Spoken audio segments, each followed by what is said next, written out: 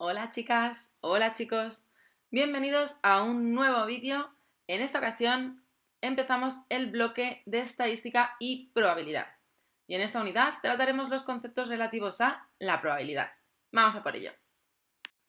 Los puntos que trabajaremos en esta unidad son los siguientes.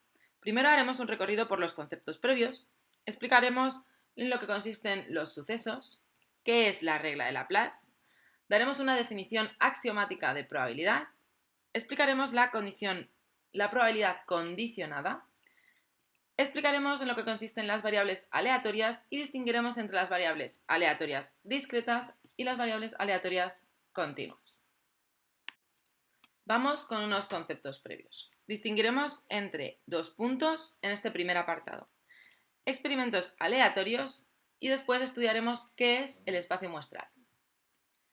Decimos que un experimento es aleatorio cuando no podemos predecir su resultado.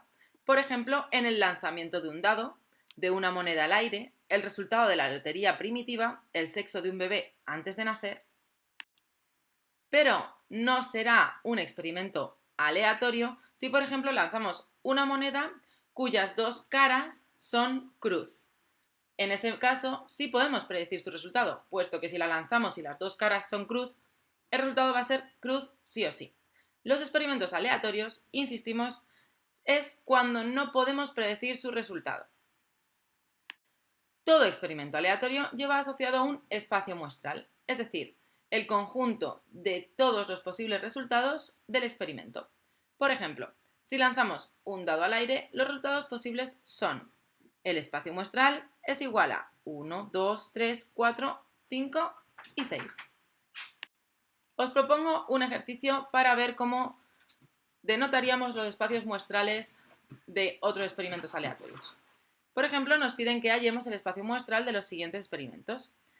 En primer lugar, lanzar dos monedas al aire. En segundo lugar, suma de las caras al lanzar tres dados. Y en tercer lugar, extraemos tres bolas de una urna que contiene ya tres bolas azules y dos rojas.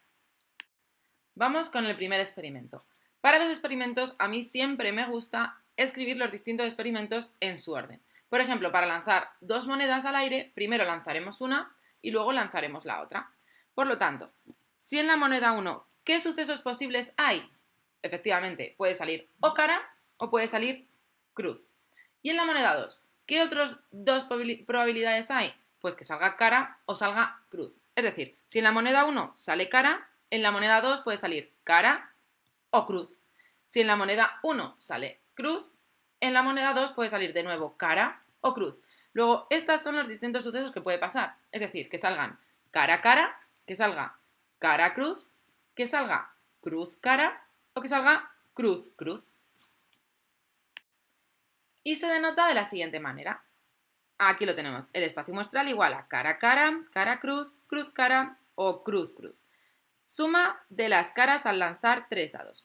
Esto realmente lo hemos hecho de la misma manera que he explicado. Haré una breve incursión para que veáis cómo se haría.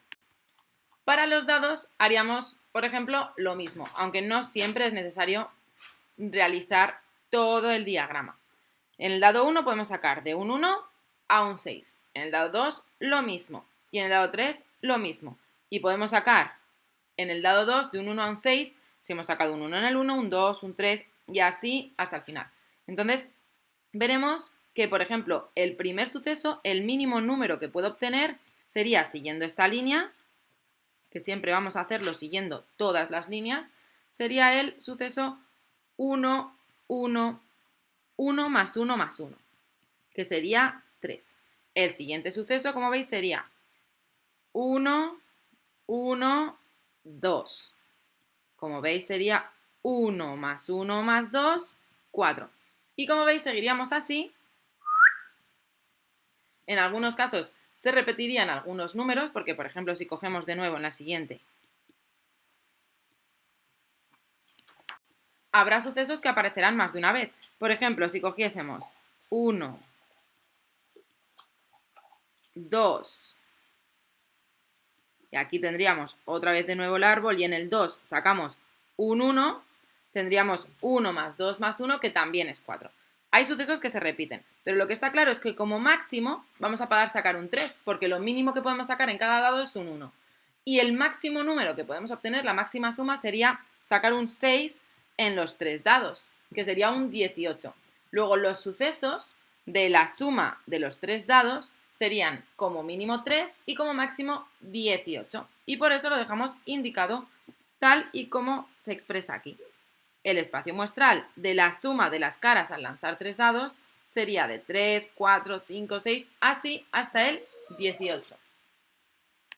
Vamos ahora a pensar el experimento de extraer 3 bolas de una urna que contiene 3 bolas azules, pero solamente 2 rojas. Vamos sacando bolas y cuando las sacamos pensamos en que en la siguiente extracción la bola que he sacado ya no está en la urna. Vamos a ver cómo se haría. En la primera bola puede ser roja o azul, aunque hay más probabilidades de que sea azul porque hay más bolas azules. Pero bueno, puede ser roja o azul. La segunda bola, si ha salido roja, puede ser también roja y azul. Y si ha salido azul, de nuevo puede ser roja y azul. En la tercera bola es donde cambia un poquito, porque si en las 2 primeras bolas han sido rojas, ya no quedan bolas rojas en la urna. Luego, en este primer caso, en el caso de que las 2 bolas sean rojas, la tercera bola tiene que ser azul sí o sí, porque solamente me quedan 3 bolas azules en la urna. Sin embargo, si no han salido todas las bolas rojas, como en cualquiera de las otras situaciones, si sale, por ejemplo, roja y azul, todavía me quedan tanto azules como rojas en la urna. Y si ha salido azul o roja o azul y azul, también me siguen quedando al menos una bola roja y una bola azul en la urna. Luego, en el resto de casos, también puede seguirme saliendo roja y azul, roja y azul, roja y azul. Y así vamos sacando todos los casos. ¿Son todos estos los sucesos? A mí no me han dicho que sea importante el orden. Por lo tanto, estos sucesos en los que salen 2 rojas y un azul, 2 rojas y un azul, 2 rojas y un azul, son iguales. Entonces, uno de los sucesos sería 2 rojas y un azul. También, si nos sale una roja y 2 azules, también serían iguales. Una roja y 2 azules, una roja y 2 azules y una roja y 2 azules. Luego tenemos de momento 2 sucesos. 2 rojas y un azul, 2 azules y una roja. Y por último, el último suceso que me queda es 3 azules.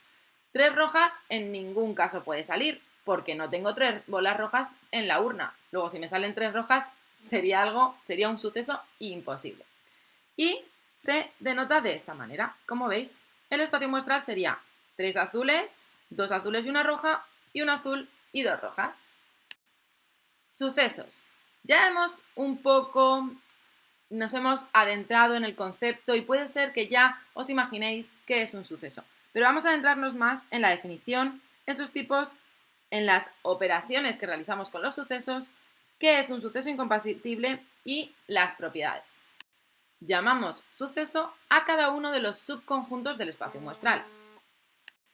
Por ejemplo, si una urna contiene bolas numeradas del 1 al 8, extraemos una al azar y el espacio muestral sería 1, 2, 3, es decir, pueden salir de la 1 a la 8. El suceso se denotaría de la siguiente manera. A. La bola está numerada con número primo. En ese caso, los números posibles serían 2, 3, 5 y 7, porque ya sabéis que el 1 no es considerado como un número primo. B. La bola está numerada con número par. 2, 4, 6 y 8. Veis que son sucesos diferentes. Es decir, dentro de todas las probabilidades de situaciones que se pueden dar del espacio muestral, un suceso es aquella que engloba subconjuntos de estas situaciones. Como veis en este caso, para el suceso la bola está numerada con un número primo, nos valen muchas de las situaciones del espacio muestral. Igual que en el suceso B, la bola está numerada con un número par. 2, 4, 6 y 8 son válidos. Diremos que el suceso A se cumple cuando al efectuar el experimento aleatorio, en este caso extraer una bola, obtenemos uno de los resultados del suceso A. Por ejemplo, si sacamos la bola 3, diremos el suceso A se cumple. Hay varios tipos de sucesos. Por ejemplo, tenemos el suceso seguro, se trata de aquel suceso que siempre se cumple. También tenemos suceso imposible, aquel suceso que nunca se cumple. el suceso contrario, aquel suceso que contiene los elementos que no están en A. Por ejemplo, lanzamos un dado al aire y anotamos su resultado. El espacio muestral sería 1, 2, 3, 4, 5 y 6. Un posible suceso sería, hemos obtenido un 2 o un 3, que sería este suceso. El contrario sería obtener cualquiera de los otros números que no sean 2 y 3, es decir, 1, 4, 5 o 6. Vamos ahora a pensar qué tipos de operaciones nos podemos encontrar para realizar con sucesos. Por ejemplo, podemos tener la unión de sucesos. La unión de los sucesos A y B se define como el suceso que se cumple cuando se da el suceso A o se da el suceso B, es decir, que nos vale cualquiera de los dos sucesos. La A, y se denota de esta manera, A unión con B es igual a A o A unión con B es igual a B. Es decir, que si por ejemplo a mí me valen los sucesos que salga 2 y 3 es el suceso A, o que salga 1 y 4 es el suceso B. Si me sale 1, se cumple la unión de sucesos. Sin embargo, si a mí me piden que lo que tengo que hacer es una intersección de sucesos, la intersección de los sucesos A y B se define como el suceso que se cumple cuando se cumplen los sucesos A y B al mismo tiempo.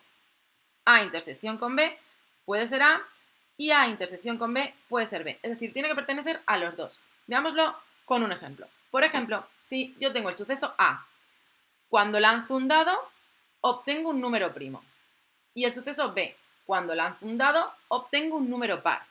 Para que se cumplan los dos sucesos, el único número que me vale es el 2. ¿Lo entendéis? Vamos ahora con la diferencia de sucesos.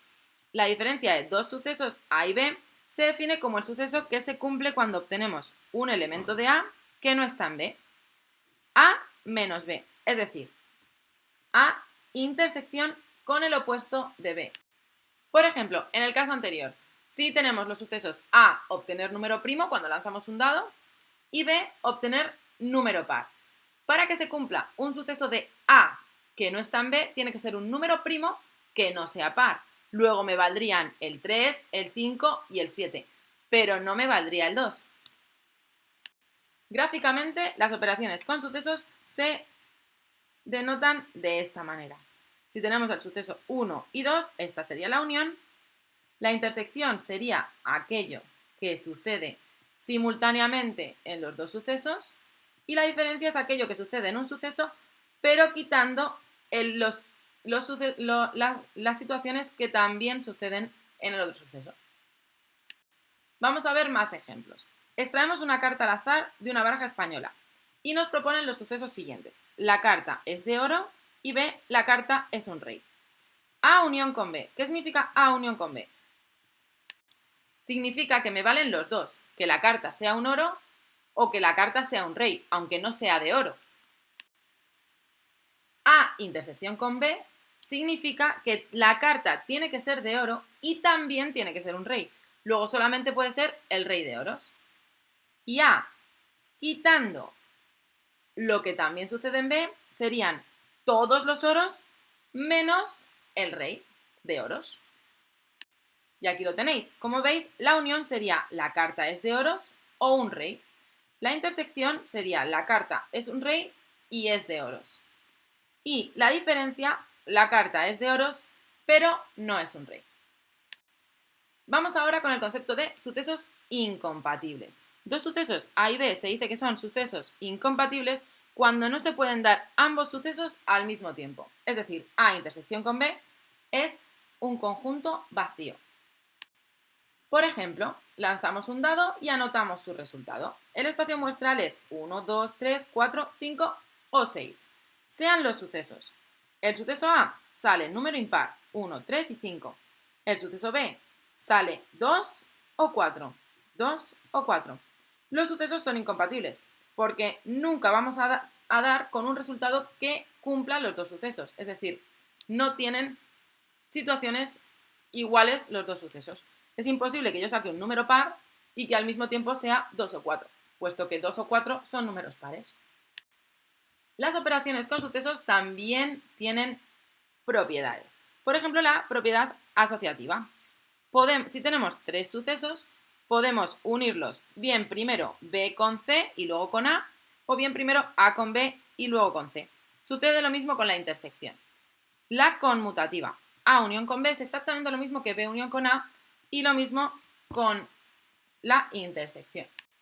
La propiedad idempotente, que eso significa que A unión con A me vuelve a dar A y que A intersección con A me vuelve a dar A. Absorción o simplificativa. Esto significa que si hacemos A unión con B intersección con A, es A, y que A intersección con B unión con A también vuelve a ser A. La distributiva. Si yo quiero unir un suceso con la intersección de dos, simplemente podría unir primero el suceso con cada uno de ellos y luego calcular la intersección. Y lo mismo sucede invirtiendo las operaciones. Es decir, si yo quiero calcular la intersección de A con una unión de sucesos, primero puedo calcular la intersección con B, luego la intersección con C y calcular a continuación la unión de ambas intersecciones. Otra de las propiedades es de los contrarios. A unión con su contrario es todo el espacio muestral. ¿Esto qué significa? Si yo tengo, imaginemos este espacio muestral, os lo hago con un dibujito, todo este espacio muestral y esto es A. Lo contrario a A sería todo esto, ¿no? Luego, si yo uno A con lo contrario de A, obtengo todo el espacio muestral. Sucede lo mismo con la intersección. Si yo tengo un espacio muestral donde tengo un suceso A y todo lo demás es su contrario, entonces su intersección es vacía, puesto que no tienen puntos en común. Este sería A y este es su contrario. No tienen puntos en común. Otra de las propiedades sería la del suceso imposible.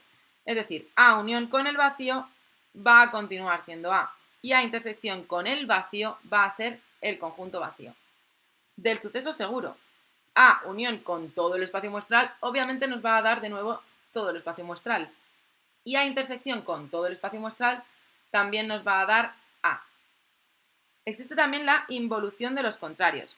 El contrario del contrario de A es el propio A. Es decir, de nuevo con el dibujo, si tenemos el espacio muestral A y todo lo demás es el contrario, todo es el contrario del contrario es el propio A.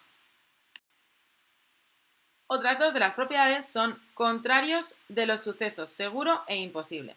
El contrario del suceso del espacio, de todo el espacio del vacío, del conjunto vacío, el contrario del conjunto vacío es todo el espacio muestral. Y el contrario de todo el espacio muestral sería el conjunto vacío. Y por último tenemos las leyes de Morgan, que son muy importantes y que debemos aprendérnoslas. Las leyes de Morgan dicen así: el contrario de la A unión con B, es decir, si aquí tenemos A unión con B, su contrario sería todo el espacio azul que veis aquí. Y esto es igual al contrario de A, intersección con el contrario de B. Fijaos que el contrario de A sería todo esto. Y el contrario de B sería todo esto. Luego su intersección es precisamente todo el espacio que está coloreado de azul. Y la segunda ley de Morgan nos dice que el contrario de la intersección de A y B es el contrario de A unión con el contrario de B. ¿Veis que lo que pasa en las leyes de Morgan es que se invierte la operación? Si aquí lo que estoy haciendo es A unión con B y luego su contrario, aquí tendré los contrarios separados y la intersección. Y en este caso tengo A intersección con B y todo lo contrario, y luego los contrarios por separado, y como aquí tenía intersección, aquí voy a tener unión. Y fijaos que también se cumple. A intersección con B sería esta cuñita que nos queda aquí. Su contrario sería todo el espacio azul que tenemos por aquí. Si ahora lo que hacemos es la unión del contrario de A, el contrario de A es todo esto, y el contrario de B es todo lo que le rodea. Y ahora lo que hacemos es unirlo. Luego, al unirlo, efectivamente, lo que conseguimos es todo, excepto esta cuñita. Vamos ahora con la regla de Laplace. La probabilidad de un suceso es una cantidad que nos indica las posibilidades que tiene un suceso de que se cumpla. En cierta forma, se encarga de medir su incertidumbre. Hay muchas formas de asignar probabilidad a un suceso. La más sencilla es mediante la regla de Laplace. Dado un suceso A, subconjunto de un espacio muestral cuyos sucesos elementales son equiprobables, todos tienen la misma probabilidad, definimos la probabilidad del suceso A como la probabilidad del suceso A es igual al número de casos favorables entre el número de casos posibles. Hagamos un inciso en lo que significa sucesos elementales equiprobables. Todos tienen que tener la misma probabilidad de suceder, es decir, sacar un número en un dado es equiprobable, porque el número tiene del 1 al 6 y existe la misma probabilidad de sacar un 1 o un 6 o un 5, un 4, un 3 o un 2. No obstante, si los sucesos fuesen, por ejemplo, obtener número par u obtener un 1, el suceso A es mucho más probable que el suceso B, puesto que tengo muchos más casos en los que se me cumpliría. Por lo tanto, esta regla de Laplace solamente la podemos aplicar cuando tenemos sucesos equiprobables. Veámoslo con un ejemplo. Lanzamos un dado al aire y anotamos su resultado. Nos piden hallar la probabilidad de obtener un 6. El suceso es obtener un 6. Luego la probabilidad de obtener un 6 es 1 sobre 6 sucesos totales. Es decir, número de casos favorables, tenemos solamente uno, porque solamente existe un caso en el que sacamos un 6. Número de casos posibles, como puedo sacar 6 números, es un 6. Otro ejemplo. Extraemos al azar una carta de una baraja española. Hallar la probabilidad de que la carta extraída sea de oros. Los sucesos, el espacio muestral, los casos posibles son extraer el 1 de oros, 2 de oros, 3 de oros, rey de oros, as de copas, 2 de copas, 3 de copas. Como veis, puedo sacar las 10 cartas de cada uno de los palos, incluidos desde oros hasta bastos. Pero el suceso que a mí me están pidiendo es sacar un oro, es decir, solo me valen 10 de esas cartas, el as, el 2, el 3, hasta la sota, el caballo y el rey. La probabilidad de que se cumpla ese suceso es el número de casos favorables. ¿Cuántos casos favorables tengo? 10, ¿no? Porque tengo 10 oros. ¿Cuántos casos totales hay? ¿Cuál es el número total de casos posibles cuando extraigo una carta de una baraja? 40, ¿no? Porque tengo 40 cartas. Luego sería 10 sobre 40, un cuarto. Solamente tengo un 25% de probabilidad de extraer un oro. Si, por ejemplo, en el suceso que ya vimos al inicio del vídeo es lanzamos al aire 2 monedas, haya la probabilidad de obtener 2 cruces. El espacio muestral es cara cara, cara cruz, cruz cara o cruz cruz, tal y como ya vimos anteriormente. Pero a mí me está pidiendo solamente la probabilidad de obtener 2 cruces. Luego, entre 4 posibilidades que se pueden dar, solo una cumple lo que me están pidiendo. Luego sería un caso favorable entre 4 casos posibles. Vamos ahora con la definición axiomática de probabilidad. Aquí veremos la definición y las propiedades. Sea un espacio muestral finito de un experimento aleatorio, definimos la probabilidad como una función de los subconjuntos del espacio muestral,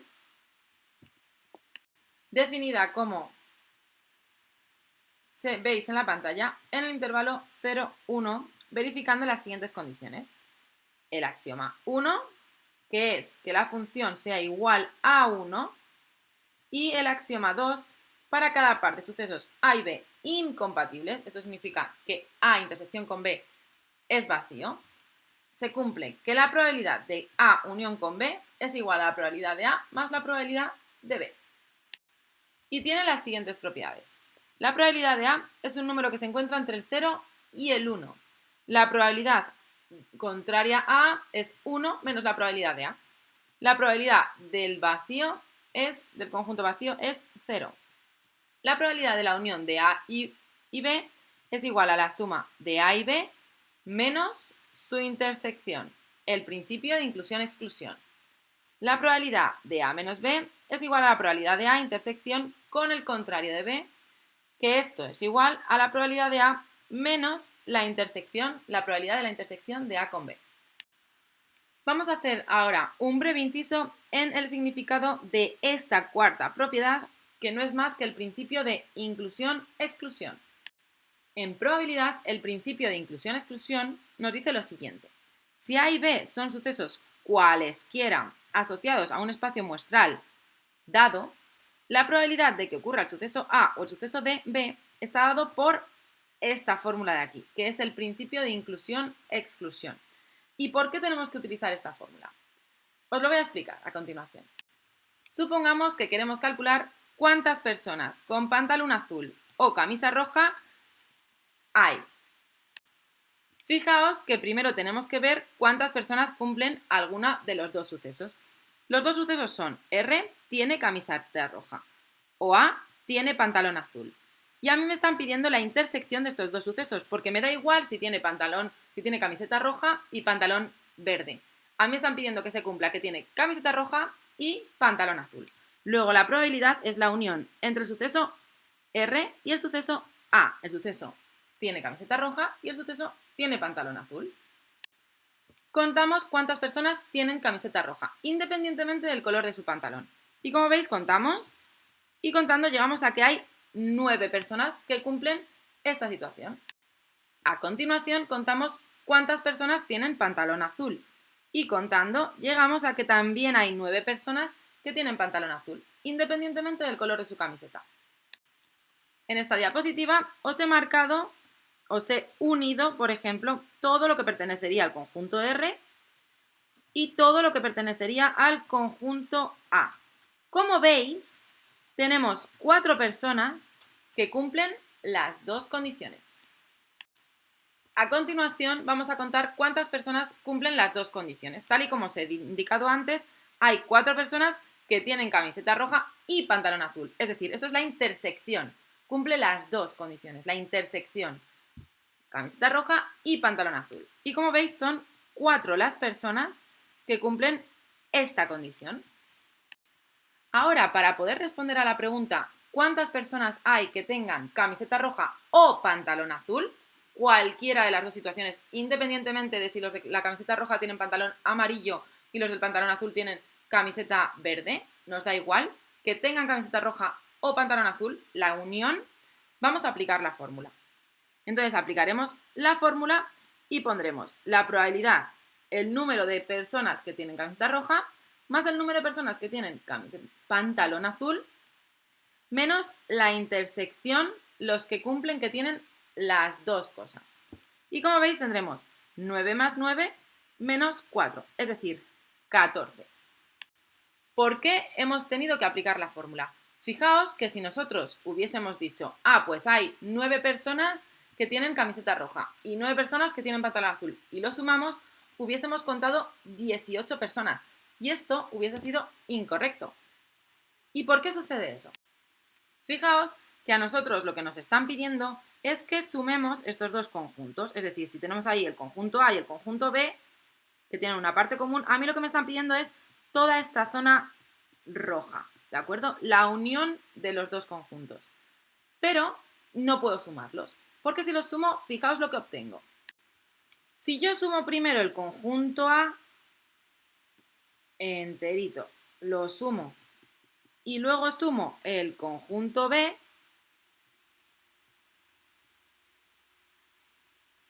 fijaos que hay una zona que sumo 2 veces, porque esta zona de aquí,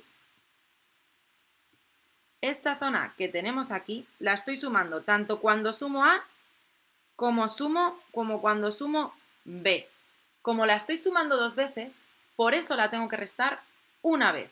Solamente la adquiero una vez en mi conjunto, porque si no tendría esta unión más otra vez la cuñita de la intersección, porque la estoy contando 2 veces. Y yo no la quiero contar 2 veces. Yo quiero la unión y en esta unión, esta cuña solamente aparece una vez. Porque como es común a las dos, está en las dos, pero no la tengo que sumar 2 veces. Volviendo al ejemplo de las camisetas, es como si a mí, si me hubiesen dicho, ¿Cuántas personas tienen camiseta roja o pantalón azul? Es como si yo hubiese sumado primero las de la camiseta roja y luego las del pantalón azul. Entonces, fijaos que estoy contando las 9 de la camiseta roja, las 9 del pantalón azul, pero hay 4 que estoy contando 2 veces. Sería como hacer 1, 2, 3, 4, 5, 6, 7, 8, 9, 10, 11, 12, 13, 14 y contar otra vez las de la intersección. 15, 16, 17, 18. Es por eso por lo que el principio de inclusión-exclusión es muy importante. No nos vale con sumar las probabilidades de los dos sucesos, los casos de los dos sucesos. Tenemos que restarles los de la intersección, si es que tienen elementos en común, claro. Vamos a verlo con otro ejemplo, de forma rápida. En una agencia bancaria hay dos sistemas de alarma A y B. El sistema A funciona 7 de cada 10 atracos. B funciona en 8 de cada 10. Y los dos a la vez lo hacen en 6 de cada 10 atracos.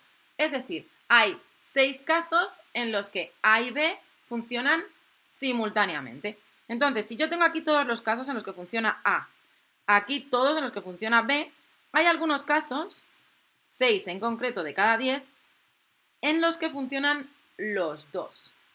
Por lo tanto, yo no puedo sumar los casos en los que funciona A más los casos en los que funciona B para saber cuándo funciona una de las dos, porque hay casos que comparten. Por lo tanto, estaría duplicando la intersección. Por eso tengo que aplicar el principio de inclusión-exclusión. La probabilidad de que funcione A es 7 décimos. 7 casos favorables entre 10 casos totales. La probabilidad de B es 8 décimos. Y la probabilidad de la intersección, es decir, de que funcionen los dos a la vez, es 6 de cada 10. Aplicaremos ahora el principio de inclusión-exclusión.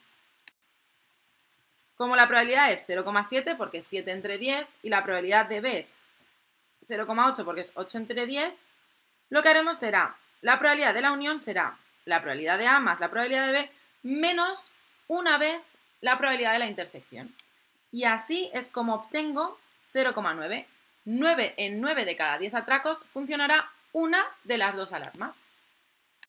Fijaos, en este caso es muy claro, que si hubiésemos sumado el 0,7 y el 0,8 hubiésemos obtenido un 1,5, es decir, en 15 de cada 10 atracos suena la alarma. Veis que eso no tiene sentido, ¿no? No puede saltar la alarma más veces que atracos suceden.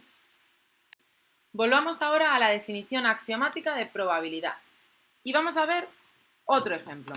De una baraja española de 40 cartas extraemos una carta al azar. Hallar la probabilidad de que la carta extraída sea una copa, que la carta extraída sea un as, que la carta extraída no sea una copa o que la carta extraída sea una copa o un as. Que la carta extraída sea una copa, es decir, el suceso A, como copas tengo 10, hay un total de 40 cartas, es una probabilidad de un cuarto. Vamos con el suceso B, que la carta extraída sea un as. Como solo hay 4 ases en la baraja, solamente tengo 4 sobre 40 de casos totales, que se me queda en un décimo. Que la carta extraída no sea una copa. Como lo que me pide es que no sea una copa, lo que me está pidiendo es el suceso contrario a que sea una copa. Y esto lo podemos plantear de dos maneras. O bien que el suceso C, que la carta extraída no sea una copa, como hay 30 cartas que no son copas, es 30 sobre 40. Pero también lo podríamos haber planteado porque hay casos en los que nos resultará más difícil calcular cuántos casos no cumplen la condición que calcular la condición. Por lo tanto, en este caso, como ya teníamos calculado cuál era la probabilidad de extraer una copa, si lo recordáis, en el suceso A, entonces lo contrario del suceso A, la propiedad nos decía que era 1 menos la probabilidad de que salga A. Es decir, la probabilidad de que no sea copa es 1 menos la probabilidad de que sea copa. Luego simplemente restamos 1 menos un cuarto y efectivamente veis que nos da lo mismo. Insisto, en este caso puede parecer más fácil hacerlo así, pero hay casos en los que calcular la probabilidad de A, la probabilidad del suceso que no queremos, es infinitamente más sencillo que calcular la probabilidad del suceso contrario. Y el último suceso, que la carta extraída sea una copa o un as. Es decir, me está pidiendo la unión, de nuevo, de que sea una copa o un as. Recordad lo del principio de inclusión-exclusión. No puedo sumarlos directamente porque si no estaría sumando la intersección 2 veces. Y yo no quiero eso. Por eso tengo que restarla una vez. Sumaremos la probabilidad de A más la probabilidad de B menos la probabilidad de la intersección. La intersección es los casos en los que se cumple que es una copa y es un as. Es decir, 1 sobre 40, porque solo tenemos un as de copas. Sumaremos 10 cuarentaavos, que son la probabilidad de que sea copa. La probabilidad de que sea un as es 4 sobre 40. Veis que aquí no hemos utilizado las fracciones reducidas porque necesitamos el mínimo común múltiplo, ¿vale? Y por último, la intersección, que es el as de copas, ¿vale? Porque es un as y una copa. Lo realizamos y nos queda 13 cuarentaavos. Vamos con otro ejemplo. Se consideran los sucesos incompatibles A y B de un experimento aleatorio, tales que la probabilidad de A es 0,4 y la probabilidad de B es 0,3. Calcúlese estas dos situaciones de aquí. Recordamos que el suceso incompatible significa que A intersección con B es el vacío. Luego, en este caso, aunque nos pidan sumarla, que no es el caso, pero aunque nos pidan unir A con B, no vamos a necesitar restar la intersección, porque la intersección es vacía, es 0. Luego vamos a tener tendríamos probabilidad de A más probabilidad de B menos 0. Por lo tanto, no haría falta utilizar el principio de inclusión-exclusión. Vamos con la primera operación. Me piden que hallemos la intersección de el contrario de A con el contrario de B. Y esto, ¿os acordáis? ¿Os suena de algo? Esto es la ley de Morgan. Esto era igual a la probabilidad de A unión con B, el contrario.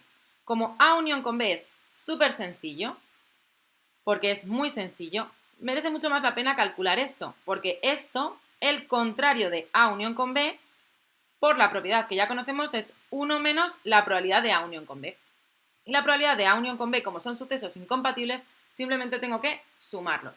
Como veis, aquí lo indicamos, que A y B son sucesos incompatibles, luego su intersección es 0 y la probabilidad de A intersección con B es 0.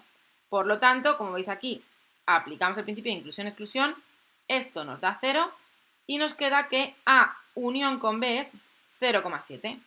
Por lo tanto, la probabilidad que nos estaban pidiendo calcular es 1 menos 0,7, que es 0,3. Ahora nos piden la intersección de B con el contrario de A.